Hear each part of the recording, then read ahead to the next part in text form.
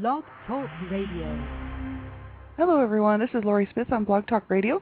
Good morning. It is Sunday morning, 7 o'clock a.m., March 28th, and Calgary, Alberta. I'm happy to be here.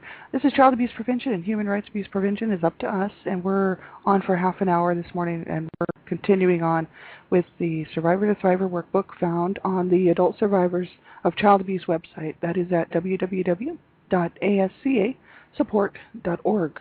And I'll give you that link again later. It's a great workbook for adult survivors of child abuse, and we've been going actually over this for about 3 weeks now, maybe 4. It's huge. It's 115 pages long. We're on page 79, and I tell you, I'm actually learning a whole lot from it and getting a lot out of it. So I'm glad you can be here and tune in, and you can share this information with other adult survivors if you know people who are suffering and just trying to deal with the traumatic events from their past. It's a great website, and it's www.ascasupport.org. ASCAsupport.org, and you can pull up this workbook. It's called the Survivor to Thriver workbook. It's free, and it's for anybody who wants to work through it, and it's a free download, and you can just grab that yourself and do this on your own time. That's what I'm going to do eventually, just kind of go through it myself in my own time, and it's a great workbook. And they do suggest really safety first. So the first chapter is 34 pages long. It's called Safety First, and they actually suggest that people who, if you're not quite sure how far along you are in your healing, that you would do the Safety First chapter first, and then decide whether or not you should go on with the rest of the workbook, because it can trigger people. And like this show, it's not a professional show. It's not meant to replace professional therapy and professional help. So I always make sure I tell everybody that, because I don't hold any counseling certificates. I'm not a counselor or a therapist, and I'm just a person who sits on Blog Talk Radio because I'm paying to do this show, because I really think that child abuse is not talked about enough. And the only time we ever hear anything about child abuse is when we see the reports in the paper or on the news where a child has been murdered at the hands of their parents or caregivers, or they are in the hospital due to abuse-related injuries. And that's not the only time we ever hear anything about child abuse. And it's like child abuse is an epidemic. It's really racing out of control. And actually most of it's not reported. Like, they don't even really know how many cases there are out there. But they do, just the ones being reported, the statistics and the stats are just really horrific. And so we know it's happening. I know it's happening. I know it does happen. It's happened since time began. And so I just think, I just wanted to be one more voice, just to add my voice to everybody else's voice. We all need to get involved. Every single one of us needs to get involved in whatever way that we can to stop child abuse, to raise awareness, prevention, education, working within our own communities, within our own families. That's where it starts, right? And in our own communities, trying to figure out who's doing what, find a group that's actually doing some really good work, and support that group, in whatever way you can. Support any group that is doing some good proactive work to try to stop and prevent child abuse from happening, so that we don't have to see these horrible reports in the paper anymore. So that's why I'm doing this show. I started this thing last November, I think it was, and it was really just by accident. I kind of stumbled across Blog Talk Radio. I was listening to Gail Crabtree, Voices of Hope, on Blog Talk Radio, and she's awesome. She's really kind of my inspiration for this, because I was listening to her show, and I just clicked, after the show was over, I clicked on Create Your Own Show just to see what it was all about, and before I knew it, I had a show, and I was like, wow, okay, I'll do it, because why not? We need more people out there talking about this sort of stuff. We need more people to stand up and say, no, it's not right, it needs to change. Society needs to change the way they feel about child abuse and the way that they see it. It's always pushed under the carpet. No one wants to deal with it. No one wants to deal with it because it's very painful. It's a horrible topic, and nobody wants to talk about it. But I'm talking about it, and I'm not going to stop talking about it. I'm just going to keep on talking about it, and I hope everybody else will join me, because it needs to be front and center if anything's going to ever be done about it. So so I'm glad you can be here. So, if you're a young person under the age of 18, please listen with an adult or a caregiver, somebody in your life, a teacher, counselor, someone you trust, a friend's parent, somebody who you think has a good head on their shoulders, just to make sure that you should be listening to the show, because I fight for child rights. I also am big on online safety for children. It's such a huge issue, and you would be doing yourself a favor and me a favor if you get someone to listen to the show with you, just to make sure it's something that you should be listening to, okay? And then, if you're a survivor of child abuse and you're an adult survivor, you might want to just listen at your own discretion. If the show starts to make you feel uncomfortable, just the topics that we're talking about, make sure you turn it off. And then, because you want to be in a safe place when you're listening to this, because these topics can trigger people, and if you're not quite far along enough in your healing, it could trigger you, and we don't want that. You don't want to regress in your healing. You want to move forward at a slow, steady pace. That's what that first chapter is all about in this Survivor to Thriver workbook. So, safety first. So, listen at your own discretion, please, and, take care of yourself, because it's really important. And that's why I'm doing this show, because I care. Otherwise, I wouldn't bother. I'm having to pay money out to do it, and this money could be going to bills or whatever. But you know what? I don't care, because I think people need to hear this stuff. People need to know they're not alone, and people need to know that there is help available, and that we do deserve to have a good life. And so it's so worth it. I don't care. I'll spend as much time on here as I need to get this message out that we did not deserve to be abused as children. And just because we're adult survivors does not mean we have to have a lesser life, and that people should look down on us or feel funny trying to deal with us, that maybe it's just too much work. And we deserve to have a good life, and we really owe it to ourselves to pursue that good life. But it won't happen. It won't just fall in your lap. We have to actually go through the steps to heal and to move forward at our own pace, right? So that's the whole issue. You want to move at your own pace, and so you listen to the show at your own discretion, because you can always come back another day when you're feeling a little bit stronger, or maybe you've just been able to work through some things, and you can listen to the archives if you really wanted to, because the archives are there. So, all right, so we're going to start with Step 6. Step 6 is page 79 of the Survivor to Thriver workbook. It's a Morris Center program, the Adult Survivors of Child Abuse, a Morris Center program. And Step 6 is, I can respect my shame and anger as a consequence of my abuse, but shall try not to turn it against myself or others. So it says, I can respect my shame and anger as a consequence of my abuse, but shall try not to turn it against myself or others. This is Step 6. And I'll read right from the page here. Anger is a natural reaction to child abuse. Yet survivors have a hard time managing anger. They veer between lashing out or over-controlling it, not knowing when it is appropriate and when it isn't, not knowing how to express themselves forcefully without overdoing it. And you were no doubt angry as a child, but probably were not able to express the anger safely in your family. You may still be afraid of your anger because it may have been intricately connected to many of the bad things that hurt you. But bottling up your anger will also block your recovery, because without ventilation, the anger may turn into aggressive behavior. And then they say, where did the anger from the past go? Many survivors turn the anger against themselves, and this pattern could possibly be a major reason for your difficulties as an adult. Fighting, criticizing, or withdrawing from your friends, your lover, spouse, or children, and are also likely patterns for you, especially if your family was ever violent. If you are a parent, you need to recognize how your anger may be triggered by your children's inadvertently pushing the wrong buttons at the wrong time, as was true with your parents, right? It is your responsibility to control your behavior and your anger with respect to your children. And that's just it, If you grow up, if I grow up in a violent home and I'm abused as a child, then it's very easy, if I don't get help, to go on and do the same exact thing to my family. Not that all survivors of child abuse do that, because actually it's a fact that many don't go on to abuse their own families. But anger is bad when it gets turned inside, and I know this for a fact because 3 years ago I had so much internalized anger about what had happened to my family, not just me, but my whole family, right? It was so internalized, I didn't have any release for it, and it was just about always kind of thinking I wanted to self-harm, and I wanted to I was just so there was so much feeling bottled up inside, and I didn't have anywhere to go, and I couldn't think of how to release it, And anger is really damaging to your body. It's damaging to your physical body as well, because it's just keeps you in a constant state of upset, and it keeps your body always fighting against trying to be in this positive kind of flow. It's very unhealthy.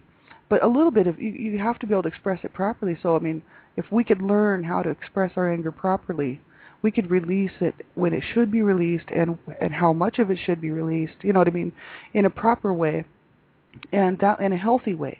Because there has to be healthy ways. I've seen people do it. And, I mean, that's sad to say. I mean, I don't even know if I'm still using my, able to deal with anger in a proper way. But I do try. But I know I've seen people do it, and they do, for some reason, they just know how to let that anger out in a good way, instead of being, in a destructive way. So, it's quite interesting. I'll keep reading here. It says, many survivors do not express their anger overtly. In addition to turning the anger inwards into anxiety, self-loathing, and depression, many survivors develop habits that serve to cover over their anger and dull its impact. Compulsive eating, drinking, sexual activity, and a host of other behaviors serve to blunt the anger as well as the pain, shame, and isolation that arise from abuse. This kind of behavior, often called self-medicating, is the case of alcohol or drug use. Masks the underlying feelings and promotes a blustery but often hollow public image. And that's what, my family went through. My brothers were, using drugs from a very young age, and I was too. And not all my family members were doing drugs, and but there were some of us siblings that actually turned to drugs just for that very reason, because we couldn't cope, and never did ever learn how to cope until, and I'm just now learning, but my two brothers didn't make it, so they never really ever could cope, and that's why they're gone now. One died of a drug overdose, and the other one committed suicide. So it's just horrible, and so it can happen. You can't. As a survivor of child abuse, it's like, in order to not feel the pain, and in order to not allow that anger to come out and destroy somebody or something or whatever, you tend to look for something that you think is going to bring you some sort of peace, which is sadly a lot of people do drugs because of that. And or using anything, right? Eating, compulsive eating, drinking, sexual activity, right? Lots of different things that adult survivors will do, and even youth will do to try to mask that anger and that pain, right? So sad and so horrible, and we all deserve to get through that and over that, So it says, if you have to express your anger to better manage it, the best strategy is to externalize it. That is, to get rid of it by discharging it outward. But do it safely, they said here, with maximum control, and direct it where it belongs, at your abusers. Of course, it is not always possible to do this, nor is it always advisable. Refer to the discussion in Chapter 1 about whether to confront your abusers, and talk to the members of your support network about any plans, right? So you want to be safe, right? You want to make sure it's the right thing that you want to do, right? You want to work through it first, I guess.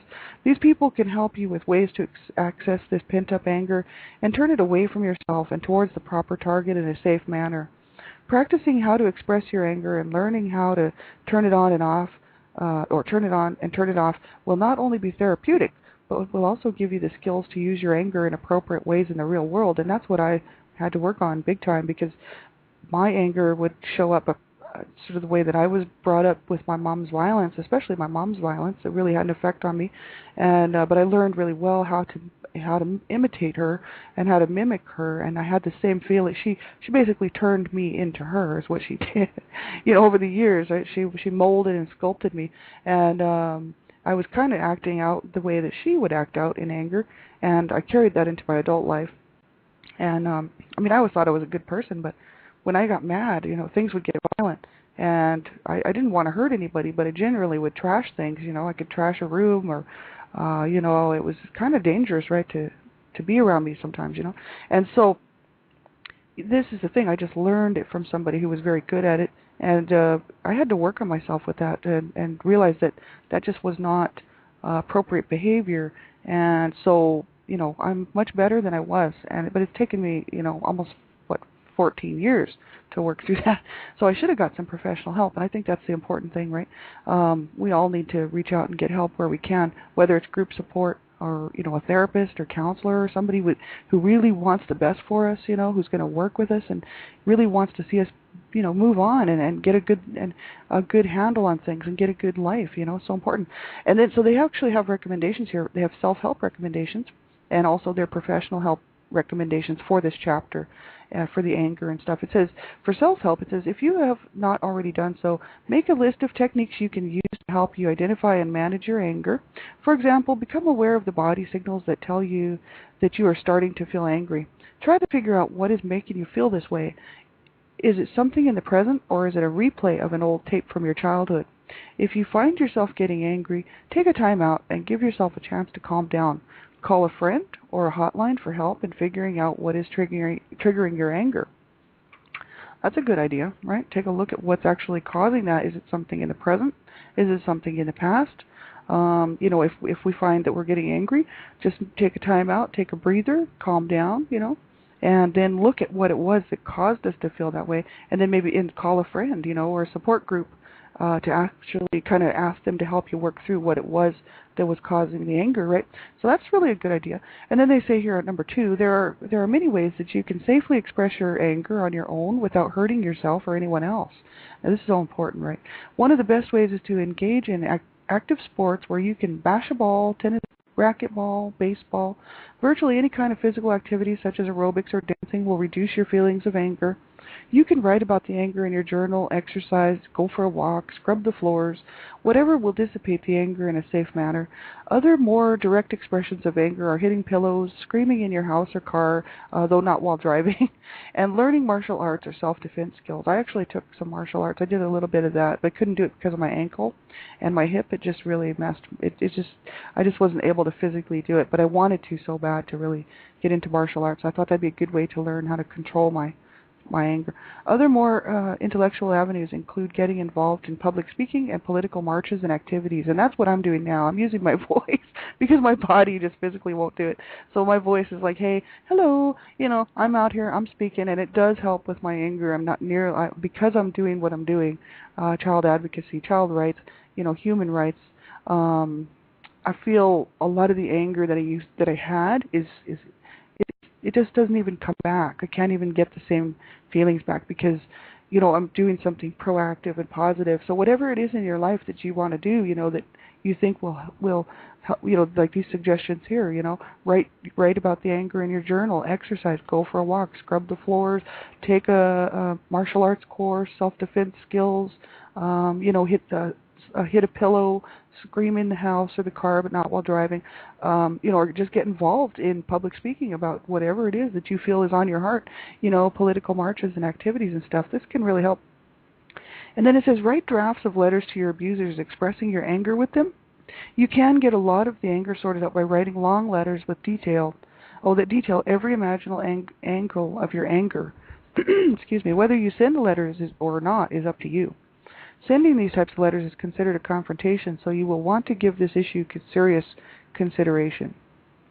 So yeah, you don't have to send it unless you really want to, but you would want to make sure that it's something that you can live with, and that we survived the child abuse, but the whole issue is it's got to be something that you're comfortable with. And I think, because I've heard this before in other coping lists, you can write letters to the abusers, whoever abused you, and express everything that you feel about them and about the abuse. And you can get a lot of the anger out on paper. And then they said, there was other support groups that said you can just tear up the letters, or you can save the letters for another time to look at and see how far along you've come in your journey of healing, right? Or you can send them. But they said make sure if you do send them that that's something that you can live with, and because it could cause problems. And if you're not ready to handle those problems, it could push you even further back in your healing process, right? So that's what you want to make sure that you are in a good place to do that, for sure, right? I mean, we all have to make sure, we have to take a good look at ourselves, and we have to take a good look at what's going on inside of ourselves before we go and do some of this stuff, right? And you think about it first and not just act impulsively. I think that's a big issue, for people. They want to heal so badly, and they want to feel good so bad that they rush into things. I know that this could happen, right? Because I actually have seen it, and I always take the time to sit down and think about stuff before I do it, because I realize that doesn't really matter how much time it takes me to figure it out, as long as it's the right move, the right thing for me. Then I don't care how long it takes me to figure out how long it's going to take to make the decision to do it, because I always want to make sure that I'm doing what I'm doing is the right thing. Because time is, who cares? If it takes me 2 or 3 weeks to figure it out, that's fine. because I'm busy. So, sometimes I have to sit down and think about things for a while before I can make a good, clear decision on things, right? So it's so important.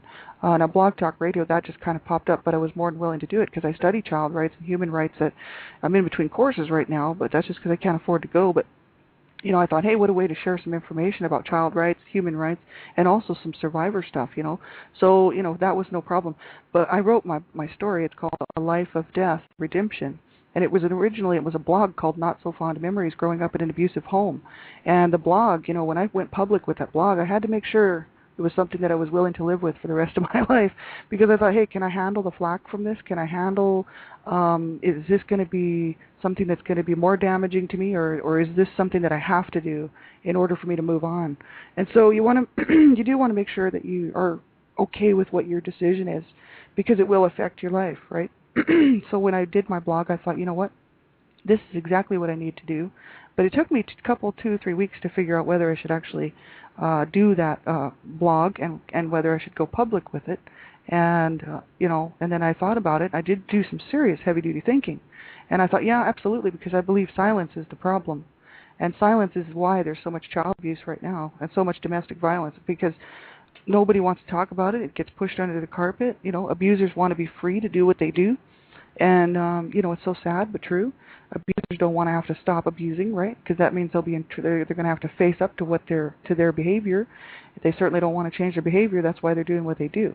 So that's the whole issue. Silence is I think, the main issue with child abuse, except for the fact that child abuse, if people would stop abusing their children, then we wouldn't have child abuse, right?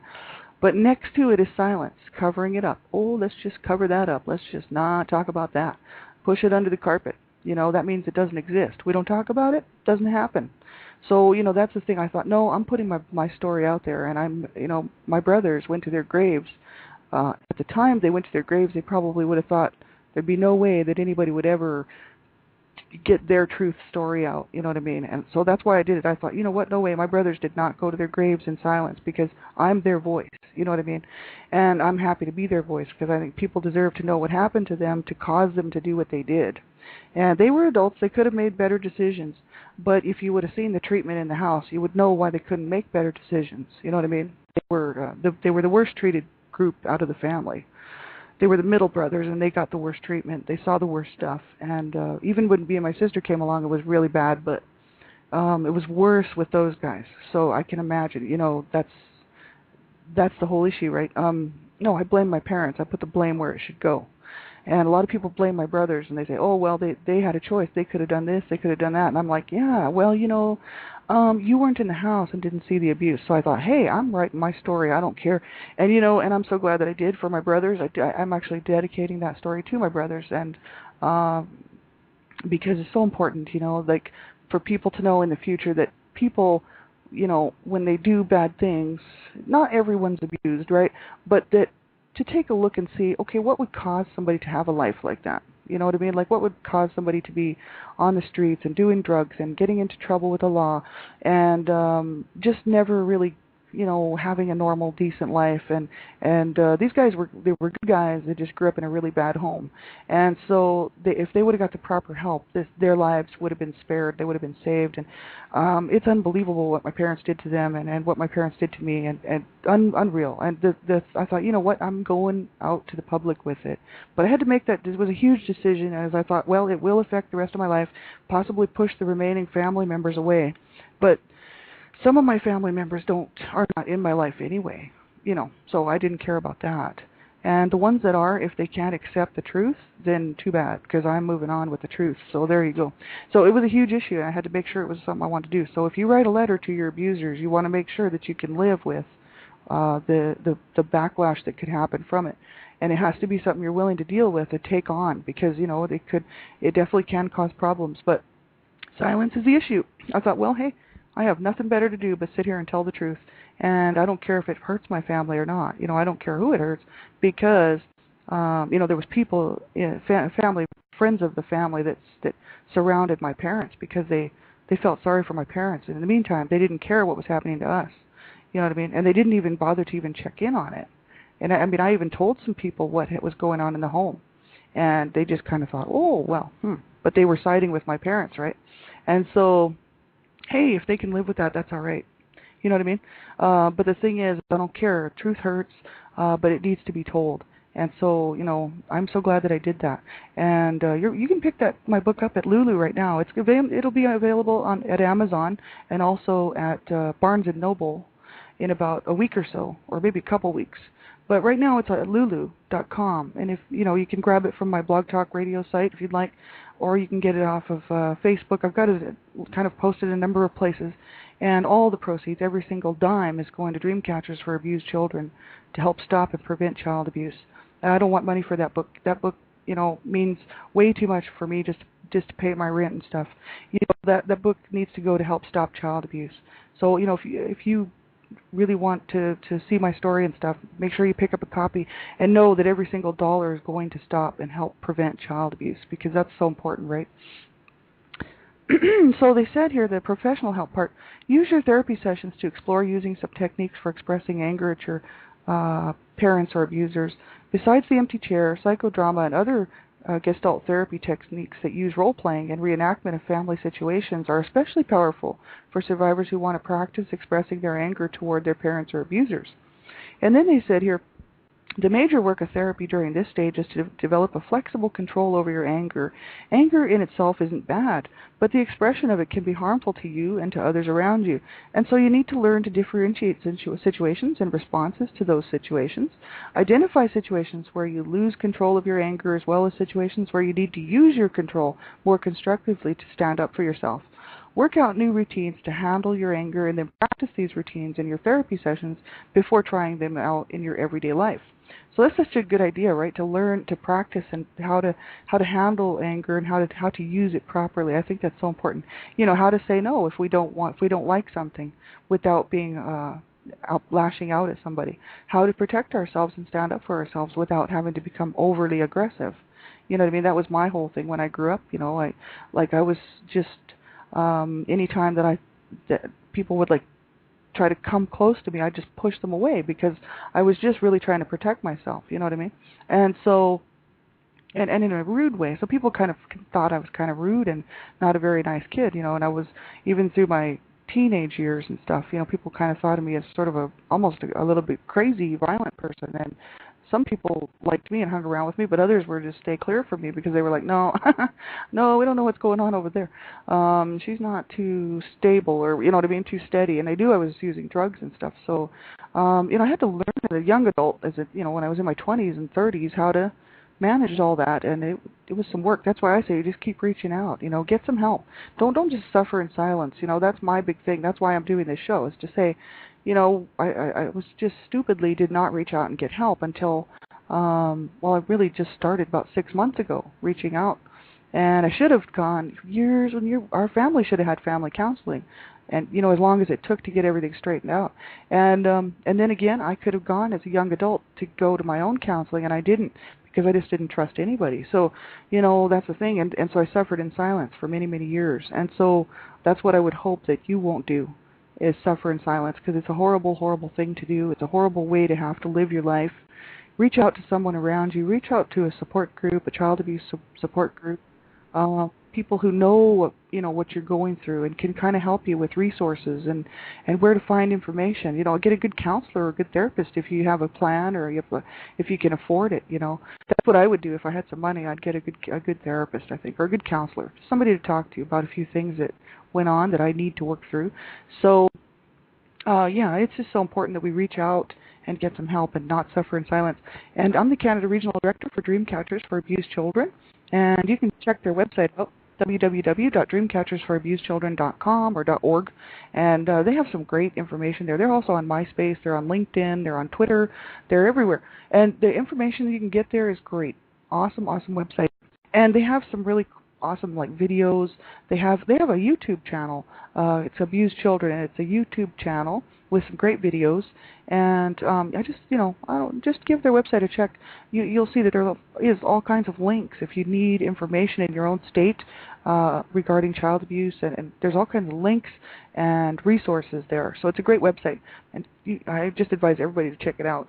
And so everybody, take care. Have a great day. My heart is with you, and I just Oh, I know. If you're out there and you're suffering, make sure you reach out to someone. Don't suffer in silence. It's not. My brother killed himself because he would not reach out and he would not get the help that he needed. So, suicide is never the answer. I'm telling you right now. Reach out, connect with someone who cares, and, find people who care. That's what I had to do. And I'm telling you, all I did was start reaching out, and people started reaching out to me. And I never experienced anything like that in my entire lifetime. So that's why I'm here just to tell you, man, just make sure that you do keep going forward one step at a time. Keep that hope alive, okay? So we'll talk to you soon. Take care, everybody. Bye-bye.